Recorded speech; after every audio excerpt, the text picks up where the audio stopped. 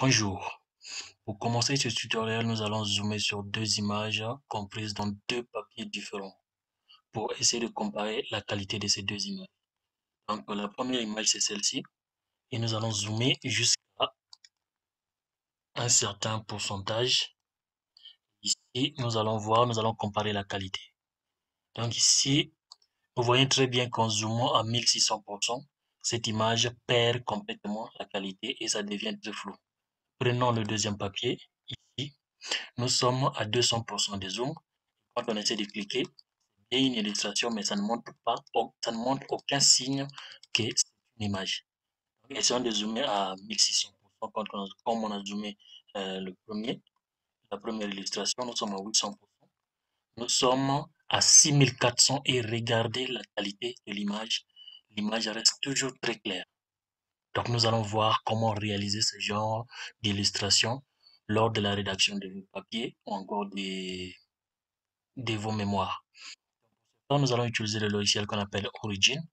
Je mettrai le lien de téléchargement dans la description. Nous utilisons Origin Pro 2019B. Vous pouvez l'installer en 32 bits également. Donc, lorsque vous l'installez et lorsque vous ouvrez Origin, vous avez cette interface. Et il vous suffit juste de cliquer sur OK. Et voilà, vous avez donc ceci. Ça ressemble un peu à Excel, mais Origin est doté de beaucoup de fonctionnalités que Excel également peut avoir, mais je vous conseillerais de suivre ce tutoriel et voir quels sont les avantages d'utiliser ce logiciel. Donc, nous allons commencer par l'importation des données. Comme vous le savez, que ce soit sur Excel, que ce soit sur Origin, la première des choses consiste à importer les données ou encore à saisir les données. Donc, il y a deux possibilités d'importer les données.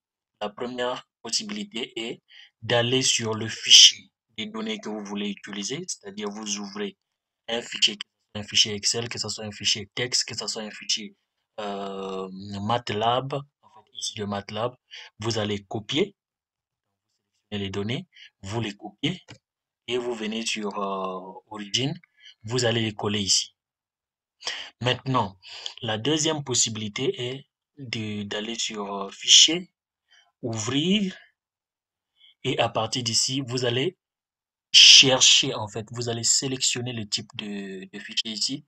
Si c'est texte, CSV ou texte, vous allez sélectionner ici, par exemple, et vous cliquez, vous sélectionnez donc le fichier, vous cliquez, et ça ouvre directement sur Origin.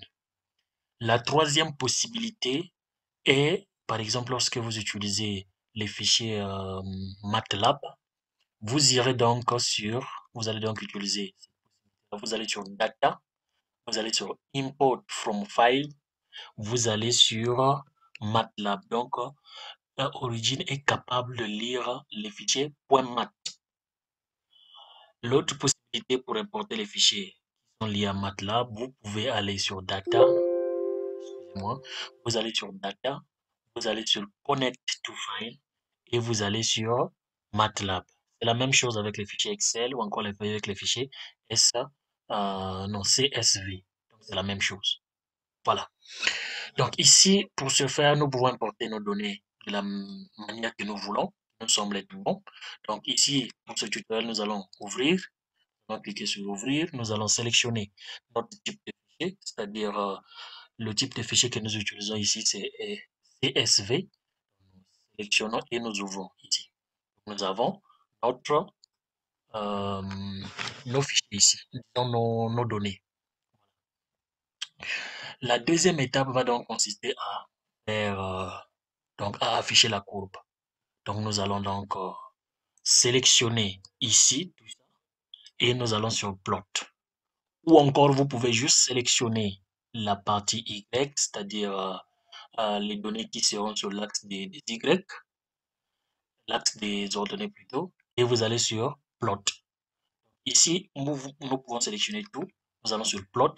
Vu que nous voulons que ça soit en 2D, nous allons sur 2D, basic. Ici, nous avons toutes les possibilités d'afficher nos courbes. Nous voulons que ça soit carrément des lignes. Donc, nous prenons line et nous allons avoir une illustration qui est comme ceci. Voilà, nous avons donc deux courbes. Ici, je vous rappelle que ce fichier, disons, les données que nous utilisons pour ce tutoriel, viennent en fait du coefficient de réflexion d'une antenne, là où nous avons affiché la partie réelle, donc ici en rouge, et la partie imaginaire ici en vert. Donc, nous pouvons voir que dans Origin également affiché les deux parties. Donc, après avoir importé les données et aussi affiché la courbe, ce que nous allons faire, c'est formater cette figure-là en vue de l'utilisation dans notre papier ou encore dans notre thèse. Ce que nous allons faire, ici par exemple, la bande de fréquence d'étude arrive jusqu'à 15 gigas et nous commençons ici à 0. Si nous voulons garder la même chose, donc nous allons faire ici, nous allons formater carrément cette figure. Donc pour ce faire, nous allons sélectionner un axe, nous allons double-cliquer sur cet axe-là. Et lorsque nous allons double-cliquer sur l'axe, nous aurons une boîte de dialogue qui va s'afficher. Et sur ça, nous avons la possibilité donc de déterminer la graduation à partir sur l'axe des abscisses. Donc ici, horizontal. Ici, nous voulons que ça puisse commencer à partir de 0 ou encore, je peux prendre, voilà, 0 jusqu'à combien? Jusqu'à 15. Et ici, le type de graduation que nous voulons, que l'échelle que nous voulons utiliser, c'est une échelle linéaire. Si nous voulons une échelle logarithmique ou encore probabilité ou quoi là, nous pouvons sélectionner à partir d'ici pour changer l'échelle que nous voulons. Voilà. Et ici, euh, ma Media Ticks. En fait, et ici, ça nous permet de faire, en fait, d'afficher sur l'axe des abscisses l'écart entre les chiffres qui seront sur l'axe des abscisses. Donc ici, on a dit value to. Le to, ça veut dire que c'est l'écart, le pas.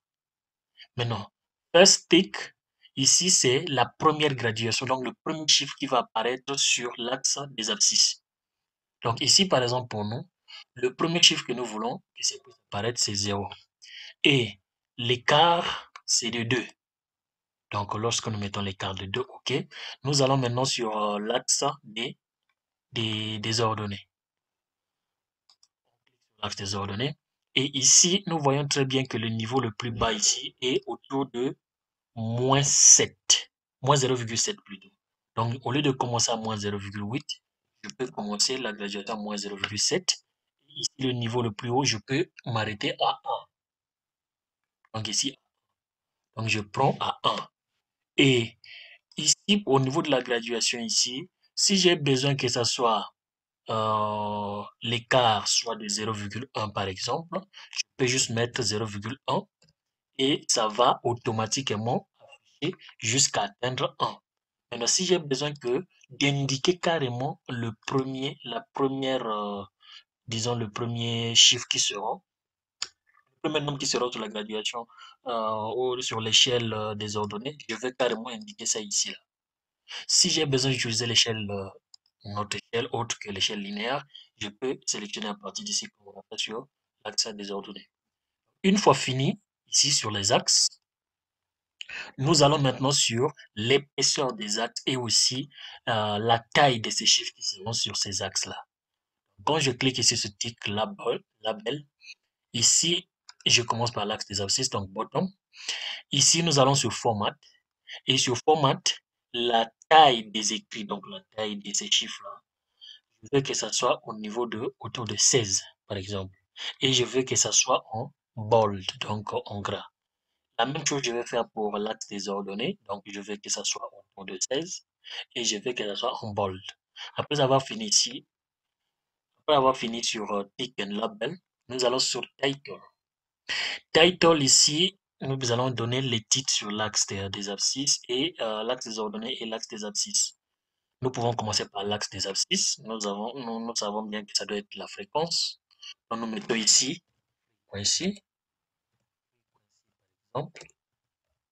et nous mettons en giga.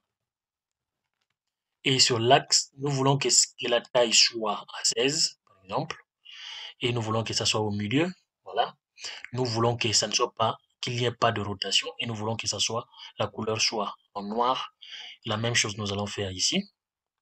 Ici, nous voulons que la taille soit à 16. Nous voulons, ici, on affiche return loss. Return loss. Et là, je vais mettre en dB. Voilà. Et après avoir fini ici, donc ici, nous voyons que la couleur c'est black. La rotation, c'est 90 degrés. Et ça doit être placé au milieu. Et la police, si vous voulez, vous pouvez changer la police que vous voulez ici. Nous allons donc sur grid. Grid, ici, c'est la gradue, en fait, les quadrillages, si je peux appeler ça comme ça. Ici, au niveau horizontal, nous voulons ici, pour les quadrillages, disons au niveau de là où se trouvent les points, là où se trouvent les nombres, donc les gros quadrillages. Si vous voulez, en fait, vous êtes libre de choisir tout ce que vous voulez ici. Vous pouvez choisir le style ici. Par exemple, moi, je peux prendre ça. Le thickness, donc l'épaisseur de la ligne, vous pouvez choisir si vous voulez. Voilà, moi, je laisse ça par défaut. Les petits quadrillages, je prends, je mets ici. L'épaisseur, je laisse par défaut. Et je fais la même chose pour les deux axes. Donc ici, voilà, je fais, voilà.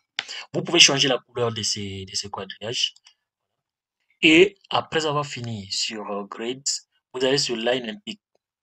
Ici, normalement, nous voulons que, par exemple, qu'il y ait une autre ligne en dessus ici et qu'il y ait une autre ligne à notre droite ici. Ce que nous allons faire ici, c'est on sélectionne le top et on va juste cliquer sur Line and Pix ici. On clique là.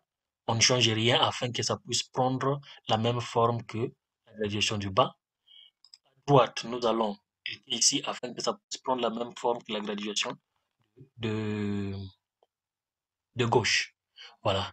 Et quand on finit là, ici, bon, le reste, vous pouvez laisser. En tout cas, le reste, vous pouvez laisser. Et on va sélectionner sur Apply ou encore OK. Nous allons cliquer sur OK. Et voilà, ça a été fait.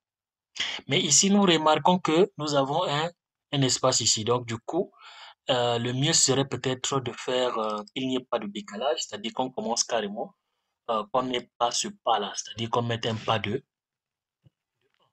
telle sorte qu'on ait les nombres partout. Voilà. Et là, ça fait jusqu'à 15. Nous avons notre figure. Après avoir fait ça, nous allons donc changer cette légende-là. On clique comme ça. Properties.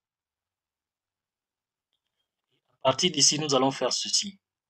Ici, il faudrait vraiment faire attention parce que une erreur, si les courbes disparaissent en bas ici, ça veut dire que vous serez obligé de reprendre carrément le processus. Donc, ce que nous allons écrire ici, c'est euh, real path. Voilà. Et ici c'était imagery path.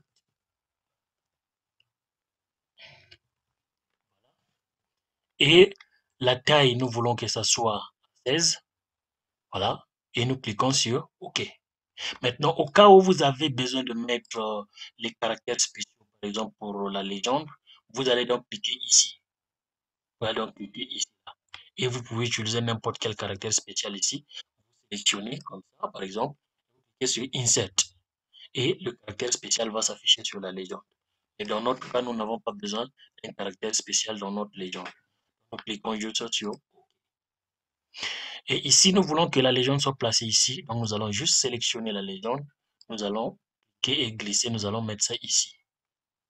Donc, nous devons formater la couleur et aussi l'épaisseur des illustrations, donc les deux graphes. Nous sélectionnons, et nous cliquons sur n'importe quel graphe. Attendez, nous cliquons sur n'importe quel graphe. Nous cliquons droit, nous allons sur Plot Details.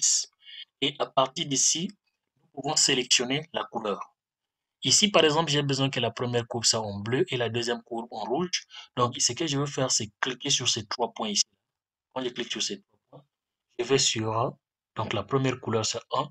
Je vais cliquer sur ici et je vais sur la deuxième, je vais cliquer ici et je vais mettre sur red. Et à partir de là, je clique sur OK. Voilà. Nous avons bleu et nous avons rouge ici. Nous allons maintenant changer l'épaisseur de ces courbes. Donc, nous cliquons sur Lines et nous allons sur Width. On va changer et on va cliquer sur, par exemple, l'épaisseur de 3, par exemple. Voilà. Si nous pouvons changer le style de ces lignes-là, si nous voulons que ce soit les dots, nous voulons que ce soit les solides, voilà, chez nous, on utilise solide. Et si nous voulons que ça soit comme ça, c'est-à-dire 2, 3, voilà, c'est à vous de choisir en fonction de vos besoins. Et à la fin, nous cliquons sur OK. Là, nous avons maintenant la taille, en fait, l'épaisseur des lignes que nous voulons. L'autre autre chose, c'est mettre ici en gras, par exemple, c'est écrit là, la légende au niveau de l'axe des abscisses et de l'axe des ordonnées. Donc, nous cliquons, on voit ici, nous allons sur Properties. Ici, c'est à 16, nous voulons mettre ça en gras. Nous allons juste cliquer, voilà, tout ça sélectionné comme ça. Nous allons juste cliquer sur Bold et nous cliquons sur OK. Ici, nous allons faire la même chose. Nous cliquons sur Bold parce que c'est déjà sélectionné. Nous cliquons sur Bold et on applique. Voilà, notre figure est terminée. Et nous pouvons essayer de faire la comparaison avec ce qui se trouve sur HFSS. Donc ici, nous voyons très bien que c'est la même chose. Voilà. Maintenant, ce que nous allons faire ici maintenant, quand vous finissez tout, c'est d'exporter cette courbe-là. Là où la magie se fait. Lorsque vous exportez une courbe sur HFSS, c'est-à-dire vous exportez en image par exemple, c'est-à-dire vous exportez en image, PEG ou n'importe, vous verrez que lorsque vous allez coller cette courbe sur un fichier Word, eh bien, en fait, la courbe sera comme les courbes que nous avons vues ici. C'est-à-dire, lorsque vous zoomez à un certain niveau, la courbe devient, alors que la courbe ici, fait avec Origin, donc avec ce logiciel-là, peu importe le zoom que vous allez faire, peu importe le pourcentage de zoom que vous allez utiliser, cette courbe restera toujours claire. C'est l'image de la courbe que nous avons vue ici. Cette courbe, peu importe le zoom que vous allez faire, eh bien, ça va rester clair. Donc ici, l'exportation pour l'utilisation dans un document, je vous conseillerais de regarder ici à droite, carrément, Send Graphs to Word. Quand nous allons cliquer sur Send Graphs to Word, cette boîte de dialogue va s'afficher. Et sur cette boîte de dialogue, il y a deux possibilités d'exporter votre courbe, en fait votre figure. Vous pouvez exporter ça en tant qu'image ou encore en tant qu'objet intégré, c'est-à-dire l'objet qui sera carrément intégré sur un fichier Word. Maintenant, la différence entre les deux, c'est quoi? Ici, lorsque vous exportez, ça devient carrément une image.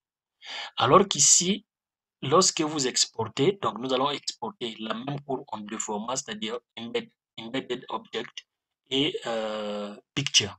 Donc nous commençons par Picture, nous allons voir la différence. Donc, et ça va automatiquement ouvrir notre Microsoft Office. Ça va carrément envoyer la commande au niveau de Microsoft Office qui va normalement s'ouvrir. Voilà, il y a déjà, nous voyons très bien que ça s'est ouvert. Voilà, donc le document s'est ouvert et la courbe sera normalement placée ici, là. Ça va carrément arriver. Ça n'arrive pas. Qu'est-ce qui se passe? Ok, nous allons refaire. Ah, il y a un problème, il y a un problème, il y a un problème. Voilà, voilà, c'est arrivé. Voilà, la courbe est là. Ici, c'est carrément une figure. Une figure, vous voyez très bien que vous pouvez l'utiliser, c'est une figure.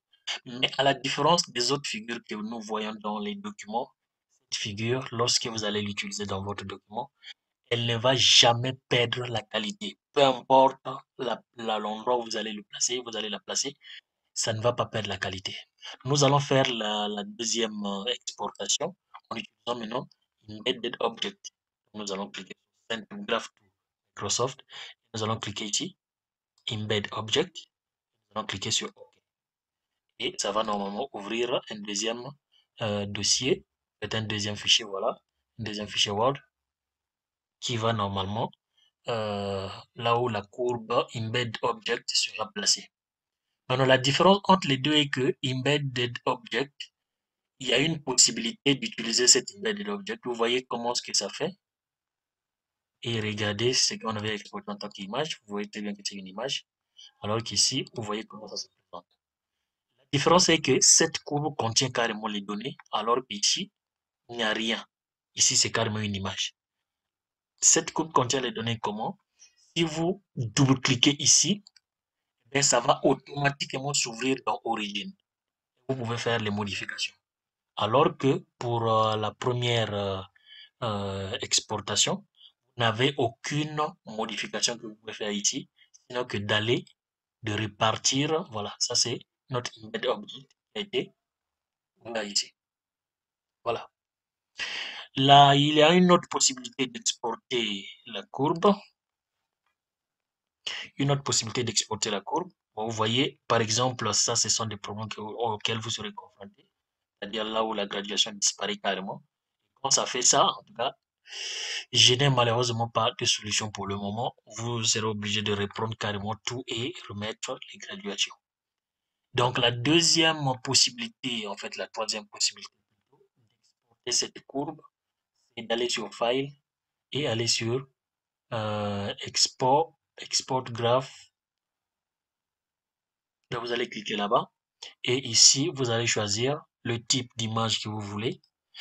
EPS, c'est un format de fichier qui peut être utilisé par exemple dans Adobe Illustrator. Il y a AutoCAD Drawing Interchange, DXF, ça c'est un fichier qui peut être lu sur AutoCAD, HFSS par exemple, ou encore sur. Si vous avez GIFT, vous avez JPEG, vous avez beaucoup de formats ici et même TIFF. Voilà. Et une fois sélectionné le format de fichier que vous voulez ici, par exemple, si je veux PNG, je clique sur Auto Preview, c'est-à-dire afin que ici je puisse avoir quelque chose déjà affiché ici. En fait, la courbe est là, déjà affiché. Le problème est que c'est vraiment gros. Ici, vous irez sur, en fait, vous allez mettre le nom du fichier. Mettez le nom du fichier que vous voulez.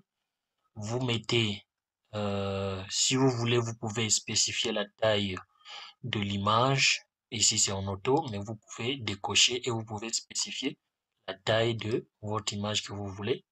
Et après, vous allez sur Image Settings. Ici, la résolution, vous pouvez spécifier la résolution. Par exemple, un journal qui demande normalement une résolution des images, en fait, des graphiques DPI, c'est-à-dire dot per inch, qui, si je peux traduire en français, c'est point par pouce. Point par pouce. Voilà. Mais pour la rédaction de vos documents et tout ça, des mémoires ou encore des articles, je vous conseillerais d'exporter directement les graphes en utilisant le panel là, en fait, cette fonction-là. C'est-à-dire Send Graph to Word. Et quand vous allez cliquer, ça va venir sur Word. Vous pouvez maintenant prendre, vous pouvez utiliser comme vous voulez. Maintenant, il y a également la possibilité d'enregistrer donc ce travail, c'est-à-dire vous allez sur File, vous allez sur Save Project ou Save Project As, vous mettez, après vous enregistrez ça sous forme de fichier OPJU. Ça veut dire que c'est un fichier origine. Vous pouvez utiliser, vous pouvez vous réouvrir à n'importe quel moment que vous voulez. Donc ici, dans ce tutoriel, nous avons vu comment placer les axes. Vous voyez ici également, c'est parti. Donc, nous avons vu comment faire la graduation au niveau des axes, c'est-à-dire vous double-cliquez sur les axes. Vous allez sur l'axe des abscisses. Vous mettez from to, c'est-à-dire ça c'est l'intervalle. Vous pouvez choisir l'échelle que vous voulez utiliser, linéaire, logarithmique, tout ça. Sur l'axe des ordonnées, vous faites la même chose. Après avoir fini, vous allez sur, et j'ai dit que ici, value, ça c'est en fait le pas d'implémentation. Vous avez la possibilité de choisir ici, by count, min, max, tout ça. C'est à vous de choisir. place tick, c'est-à-dire le premier point là où la première graduation sera placée. Et après, vous allez sur label and tick. Ici, normalement, c'est vous allez sur format. Et ici, vous allez les labels, c'est en fait les graduations ici, les nombres qui sont ici. Et comment est-ce que, quelle est la taille que ça sera, ça va prendre. Ça sera en gras. Est-ce que, voilà, vous allez spécifier. Après, vous avez sur title. Title va placer normalement les titres des axes, c'est-à-dire la légende, en fait, au niveau des axes. L'axe des ordonnées, l'axe des abscisses, vous allez écrire, voilà. Et après, vous allez sur Grade. Ici, c'est pour faire le quadrillage, mettre ce quadrillage au niveau de votre figure. Donc, c'est à vous de choisir. Vous pouvez mettre un, vous pouvez mettre deux. C'est à vous de choisir. Et après ça, vous allez donc sur vertical et horizontal, bien sûr. Après ça, vous allez sur ici, là. Et ici, normalement, sur Line Index, ici, c'est pour faire, si vous voulez mettre une autre ligne en dessus, ou encore une ligne à droite, ou encore, voilà, à vous de voir. Donc, dans ce cas, vous allez cliquer sur Right, vous mettez vos coordonnées ici, prennent la même chose que ce qui est à gauche. Quand vous cliquez sur Top, ça va prendre la même chose que ce qui se trouve. Et ici, Special Tick, vous n'avez pas besoin. Quand vous finissez, vous cliquez sur OK. Après ça, vous allez cliquer sur les courbes, vous cliquez droit, vous allez sur Plot Details. Après ça, vous allez, ici, normalement, ça sera comme ça. Pour changer la couleur, vous irez ici, donc vous cliquez. Et vous allez Line Colors. Ici, 1, 2, 3. En fait, ce sera par ordre. Donc ici, vous cliquez, vous choisissez la couleur qui vous plaît. Vous allez sur la figure, la couleur de la deuxième courbe. Vous cliquez. Si vous avez 3, 4, 5 courbes, vous allez avoir, on l'aperçu ici. Vous cliquez OK. Et pour changer l'épaisseur des courbes, vous allez sur Line. Et ici, vous allez sur Width. Et vous cliquez maintenant l'épaisseur que vous voulez. Et la forme, en fait, le style de ligne, c'est à vous de choisir. En fait, le style de ligne, c'est à vous de choisir ici. Est-ce que ça sera solide? Ça sera en pointillé? Est-ce que ça sera? Ça, c'est à vous de choisir. Et vous cliquez sur OK. OK. Et lorsque vous finissez toute cette mise en forme-là, vous mettez ici en gras, c'est-à-dire clic droit, vous mettez, voilà. Vous allez donc cliquer sur Send File to, Send Graphs to Words. Et à partir de là, vous pouvez utiliser, vous aurez un document comme ça, un fichier comme ça. Vous pouvez utiliser dans votre article ou encore dans votre document. Maintenant, ici, pour se rassurer que ce que je disais est vrai, donc nous allons convertir ce fichier en PDF. Nous allons voir, euh, lorsque nous allons faire le zoom, qu'est-ce qui va arriver, en fait. Nous mettons ça sur notre bureau, tuto, ici, et nous n'avons pas besoin de changer le nom, nous pouvons garder ça comme ça.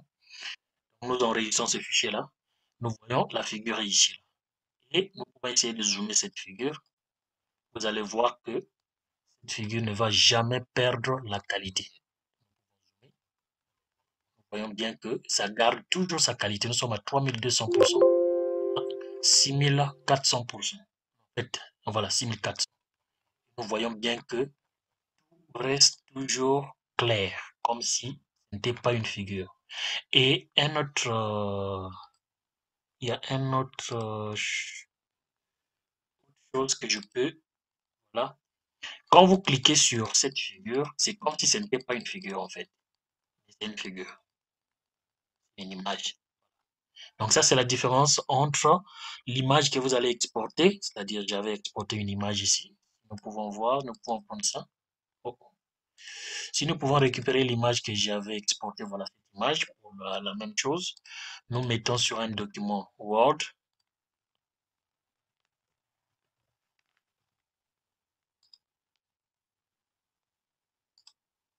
Voilà, ça c'est une image. Déjà, même sur le document Word, si je zoome ça à un certain niveau, on va voir que l'image va commencer déjà à perdre la qualité. Alors que notre image ici, eh bien, ça ne perd pas la qualité. Donc, voilà la différence entre faire les courbes en utilisant Origin et faire les courbes en utilisant les autres logiciels. J'espère que j'ai couvert tout ce qui est graphes et tout ce qui est mise en forme des graphes aussi. Donc, nous allons passer à la deuxième affichage des courbes qui est normalement dédié aux courbes, par exemple, au diagramme de rendement d'une antenne. Par exemple, cette courbe. Donc, ici, nous allons fermer Origin, nous allons fermer tout. Et après cette partie consacrée à la mise en forme des courbes et aussi des figures, nous allons maintenant voir comment afficher le diagramme de rayonnement d'une antenne. Donc, nous allons pour cela acquérir les données, c'est-à-dire exporter donc cette courbe. Nous allons exporter les données de cette courbe plutôt. Nous allons cliquer sur Save. Bon, on peut remplacer ce qui existe déjà. Nous allons faire, nous allons ouvrir donc le fichier ici, voilà. Et après, nous allons ouvrir notre origine. Donc, après avoir ouvert origine, nous allons donc prendre les données à partir d'ici. Maintenant, pour afficher le diagramme de rayonnement d'une antenne, les données se placent un peu de façon particulière au niveau de origine. Donc, ce que nous allons faire, ici, nous avons la première courbe, la première colonne, la deuxième colonne, la troisième colonne. Et ce que nous allons faire, ça sera quoi? On va d'abord mettre ceci, l'axe des abscisses. Après ça, l'axe des ordonnées. Après, nous prenons ceci, abscisse, et nous allons reprendre la première colonne, axe des ordonnées. Ce qui fait qu'au total, on aura 4 colonnes. On clique.